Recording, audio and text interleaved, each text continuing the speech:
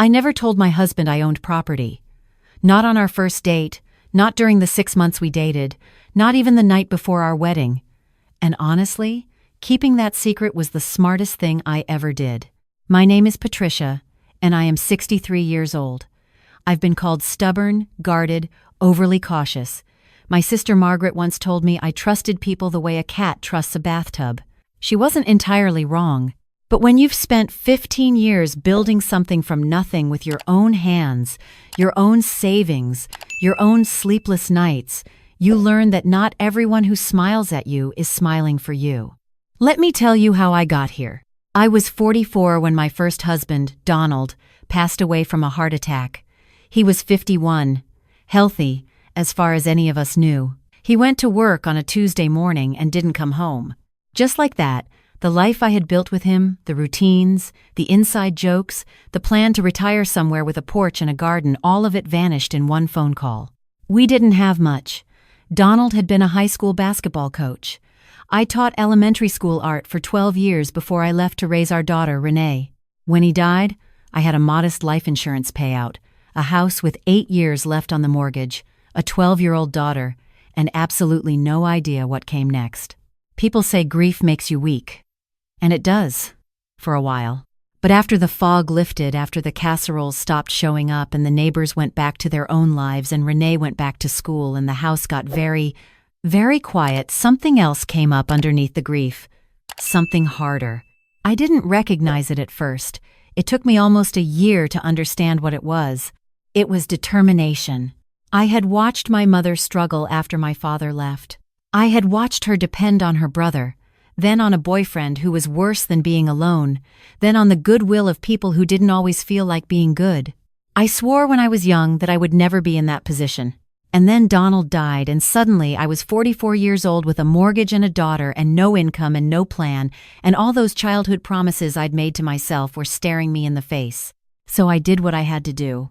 I went back to work, first substitute teaching, then full-time again when a position opened. But teaching wasn't going to get Renee to college and keep the house and leave me with anything to stand on when I got older. I needed something else. I needed something that worked while I slept. There was a small property 2 streets over that had sat empty for almost a year. An old couple had owned it. They'd moved to Florida to be near their grandchildren, and the place was listed well below what the neighborhood supported. I used most of what was left of the life insurance money as a down payment. My hands were shaking when I signed the paperwork. I thought I was losing my mind. I rented it out within 3 weeks. The monthly income covered the mortgage on that property and left me $200 every month. It wasn't much, but it was mine. It was working, and it taught me something I still believe today. You don't need a lot to start. You need to start. Over the next 12 years, I did it again. I saved obsessively. I drove the same car for 9 years. I packed my lunch every single day. I skipped the vacations and the upgrades and the things that would have made life more comfortable but weren't building anything. When Renee left for college on a partial scholarship, I doubled down. By the time I was 56, I owned 2 rental properties outright. No mortgages, no debt, clean. They weren't glamorous. One was a 3-bedroom Cape Cod on the edge of town. The other was a duplex on Hartwell Street that I'd bought as a foreclosure and spent 18 months slowly renovating with help from a contractor I trusted and a lot of YouTube videos. Both units in the duplex were rented to long-term tenants who had never missed a payment. The Cape Cod rotated tenants every year or 2, always vetted carefully, always with a proper lease. I had a property manager I paid to handle the day-to-day. I had an accountant. I had an attorney who had helped me set both properties up under an LLC years earlier on the advice of a woman in my investment club who told me plainly, "Patricia, if someone slips on your sidewalk and sues you, you want them suing an LLC, not you personally." That was some of the best advice I ever received. Nobody at work knew. Most of my friends didn't know. Renee knew, obviously. My sister Margaret knew. But I had learned, slowly and sometimes painfully, that money changes how people see you. It changes what they expect from you, what they feel entitled to, how they treat you when things get hard. I kept it quiet, not out of shame, but out of self-preservation. And that instinct, that deep, quiet instinct to protect what I had built is what saved me when I met Robert. I met him at a community fundraiser for the local library in the fall of my 61st year. He was standing near the dessert table looking slightly lost, and I made a joke about the lemon bars being better than the speech, and he laughed a real laugh, not a polite one, and we ended up talking for 2 hours. He was 64, recently retired from a 30-year career in commercial insurance, a widower like me. His wife, Carol, had passed 4 years earlier after a long illness. He had one son from his marriage, a 36-year-old named Derek, who lived about 40 minutes away. Robert was warm and funny and a little old-fashioned in ways I found charming rather than frustrating. He opened doors. He remembered what I told him from one conversation to the next. He sent handwritten notes sometimes, actual cards in actual envelopes, which in this day and age felt almost radical. He made me feel like I was being genuinely seen, not just conveniently filled in for something that was missing. I liked him. I liked him quite a lot, and that scared me more than anything. Because the last time I had loved someone without reservation, I had been unprepared for what came after. I was not willing to be unprepared again. So before I let myself fall too far, I did something that felt cold and clinical and necessary. I ran a background check. A real one. Not a Google search, an actual service, the kind you pay for, the kind that tells you about bankruptcies and civil judgments and liens and anything else a person might rather you didn't know. Robert came back clean. Genuinely clean. No debt, no judgments, a small investment portfolio, a paid-off house, a modest retirement pension, a man who had lived within his means for his entire adult life. I was relieved, and then I was a little embarrassed for having looked. And then I reminded myself that I had worked too hard and too long to be romantic about this, and the embarrassment passed. We dated for 7 months before he asked me to marry him. I said yes. And then, before I said anything else, I said I wanted a prenuptial agreement. He was quiet for a moment. I watched his face carefully, the way I always watched faces when the conversation turned to something real. Then he said, "That makes sense. I'd want the same thing anyway." I think that was the moment I knew I'd made the right choice in marrying him. What I did not do, what I chose very deliberately not to do, was tell him the specifics of what I owned. I told him I had some savings and a couple of investments. I told him I was comfortable. I told him I was not wealthy, but I was not dependent on anyone. All of that was true. I just didn't explain what comfortable meant, exactly. I didn't mention the properties. I didn't mention the LLC. I kept those details out of the conversation, and I kept them out of the prenup, and I made sure my attorney structured everything so that my assets remained entirely separate under my name and my LLC, with no commingling, no shared access, nothing that could be interpreted as marital property. Robert didn't push. He seemed to understand, in the way that decent people sometimes just understand, that we were both coming into this with lives we had built and that neither of us needed to hand those lives over to prove something. We got married in April. A small ceremony, 23 guests, a venue at a local botanical garden, dinner at a restaurant where the food was actually good. Renee cried. My sister Margaret cried. It was a genuinely happy day. Derek attended. He gave a toast that was technically warm but somehow left me feeling like I'd been assessed rather than welcomed.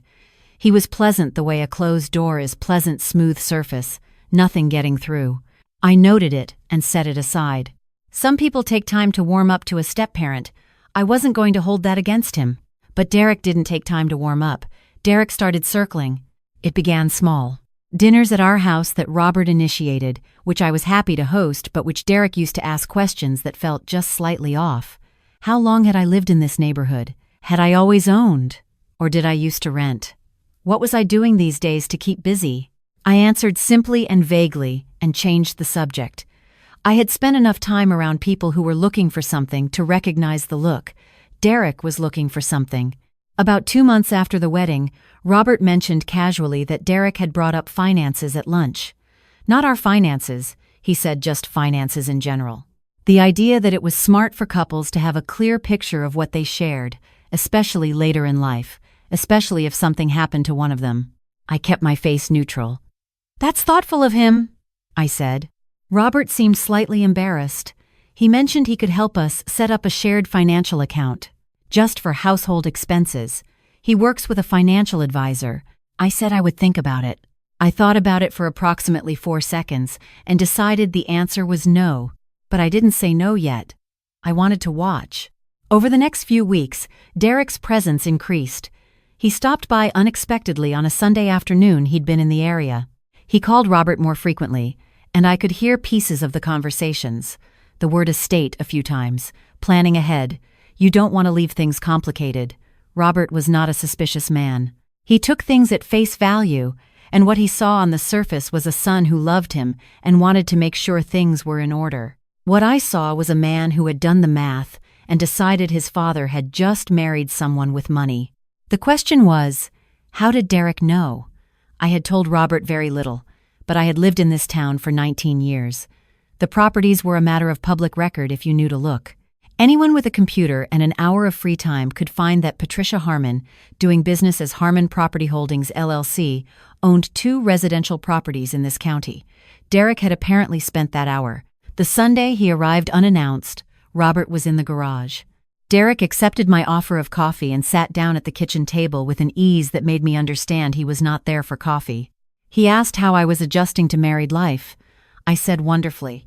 He said he was glad. He said he hoped his dad was taking good care of me. I said he was. There was a brief pause, and then he said, almost casually, the way people say things they've been rehearsing, "You know, Dad mentioned you own some investment properties." I let the silence sit for a moment. He must have mentioned that I have some investments, yes. 2 properties, right? Through an LLC? So he had looked. I smiled. I have a small property portfolio, yes. Nothing dramatic. That's actually pretty impressive. His tone was admiring in a practiced way. You know, Dad's been thinking about how to structure things going forward. Estate planning, legacy, all of that. He'd love your input on the best way to consolidate assets, make things simpler for down the road. Consolidate. There it was. I looked at Derek across my own kitchen table and thought about a 44-year-old woman sitting alone in a house with a 12-year-old and a stack of bills and a plan that seemed insane and the absolute refusal to end up needing anyone to save her. I thought about every year that followed, every sacrifice, every decision, every document I had ever signed. I smiled again the same smile and said, "That's so thoughtful. I'll mention it to my attorney." He blinked, just slightly. "Your attorney?" "Yes. I have an attorney who handles my property matters. Any changes to how my assets are structured would go through her. She's very thorough." I stood up. "More coffee?" He left shortly after. Things shifted after that. The requests became more direct, or rather, they stopped being disguised as requests and started being directed at Robert instead of me. Robert came to me one evening with an uncomfortable look I hadn't seen on him before. Derek had suggested, he said, that it might be a good idea for me to add Robert to the LLC, just as a safeguard, in case something happened to me, so Robert wouldn't be left in a difficult position. I sat next to my husband on the couch and took a breath before I spoke, because I wanted to be fair to him. Robert was not Derek. Robert had not manufactured this. Robert was a good man who was being worked on by someone he loved and trusted, and I wasn't willing to punish him for that. I said, "Robert, I need you to understand something, and I need you to hear it as something I'm saying to protect both of us, not as something I'm keeping from you." He nodded slowly. "My properties are held in an LLC that I've built over nearly 20 years. The legal structure exists specifically to protect that asset, and changing it, adding another person to ownership, restructuring it, anything has legal and tax implications that require serious consideration. I would never make those decisions without consulting my attorney, and I would never make them because someone suggested it over dinner." Robert was quiet for a moment. Then he said, "Is Derek out of line?" I said, "I think Derek loves you and wants to make sure you're taken care of. I also think he might have his own interests in mind at the same time. Those 2 things aren't mutually exclusive." He didn't say anything else that night. But something had landed. 2 weeks later, Derek came for dinner again. Robert had invited him, which I had no objection to. This was Robert's son and Robert's home too, and I wasn't going to be the person who created distance between a father and his child. But I had made a phone call that week to my attorney, Sandra, who had handled my legal matters for 11 years and who had heard worse stories than mine on a regular Tuesday. Sandra had reviewed my original LLC documents and confirmed what I already knew. Everything was structured cleanly. Robert was not on the LLC. The prenuptial agreement was clear and properly executed. There was nothing, not one document, not one account, not one piece of paper that gave anyone outside of myself access to what I had built. Sandra also reminded me, gently but directly, that should I ever feel pressure to change that structure, I should call her before I signed anything, looked at anything, or agreed to anything. I said I would. I felt, hanging up the phone, the way I imagine people feel when they realize they remembered to bring an umbrella. Prepared. Quietly. Completely prepared. Dinner was fine, on the surface. Derek was charming. He talked about his work, about a vacation he was planning, about a restaurant in the city he thought we'd enjoy. And then, over dessert, he said he'd been talking to a financial advisor who worked specifically with couples in retirement, and he thought it might be worth a conversation, just to make sure everything was aligned for the future. I looked at Robert. Robert looked at me. Something had shifted in him since our conversation on the couch. I could see it in the way he held himself. He said, "Patricia has an attorney she works with." Derek said, "Well, sure, for the legal side, but this is more the financial planning angle." I said, "Any financial planning that involves my assets would need to include Sandra. That's not negotiable, and it's not personal, it's just how I handle things." I kept my voice easy, pleasant even. I'm sure any advisor worth working with would understand that. Derek looked at me for a moment. I looked back. He smiled. "Of course," he said. "Absolutely." But after that dinner, the visits became less frequent. The suggestions stopped. Derek was polite when we saw him, but the warmth, the practiced warmth he had extended in those early months had cooled into something more neutral. I noticed it. I'm sure Robert noticed it too. We didn't talk about it directly for a while. It was Robert who brought it up on a Saturday morning about 6 weeks later, over coffee at the kitchen table. He said he'd been thinking. He said he had asked Derek, directly, what his concern really was. He said the conversation hadn't gone the way he'd expected. Derek had said things about me being guarded, about the LLC being strange for a married couple, about how a wife who really trusted her husband wouldn't need to keep everything so separate. Robert had let him finish. And then he had told Derek that I had spent 20 years building financial security entirely on my own, that I had done so with more discipline and intelligence than most people manage in 2 lifetimes, and that the fact that I had protected it carefully was not a character flaw. It was, he said, one of the reasons he respected me. I had to put my coffee cup down. Robert looked at me over the table and said, "I should have said that a long time ago." I didn't cry. I'm not much of a crier. But I reached across the table and put my hand over his, and I left it there for a while. I did tell him, eventually. Not because I felt pressured to, and not to make a point, but because keeping it from him after that conversation felt unnecessary. We were sitting in the backyard one evening in early September, the light going gold the way it does in late summer, and I told him about the Cape Cod and the duplex. I told him about the LLC.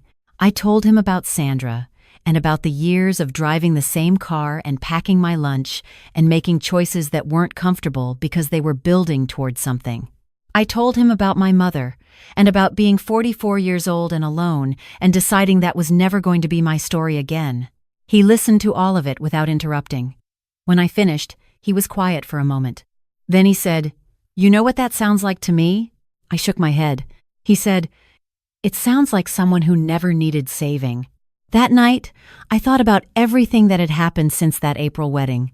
The dinners, Derek's careful questions, the word consolidate, the conversation on the couch, Sandra's voice on the phone, measured and sure.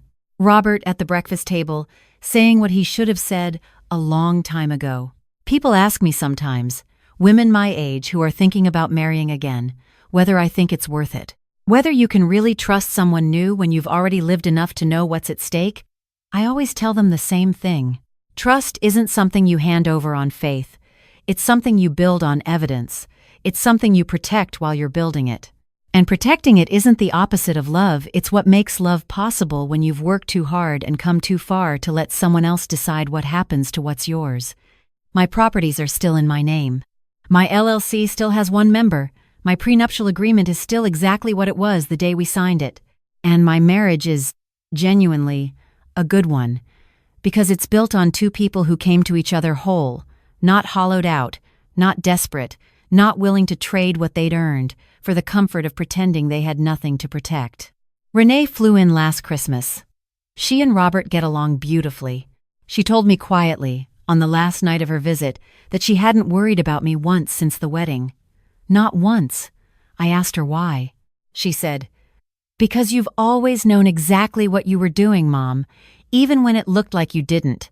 I thought about the day I signed the paperwork for that first property, hands shaking, half convinced I was making the biggest mistake of my life. I thought about every year that followed. I thought about Sandra, and the LLC, and the prenup, and Robert's hand still warm under mine at the kitchen table.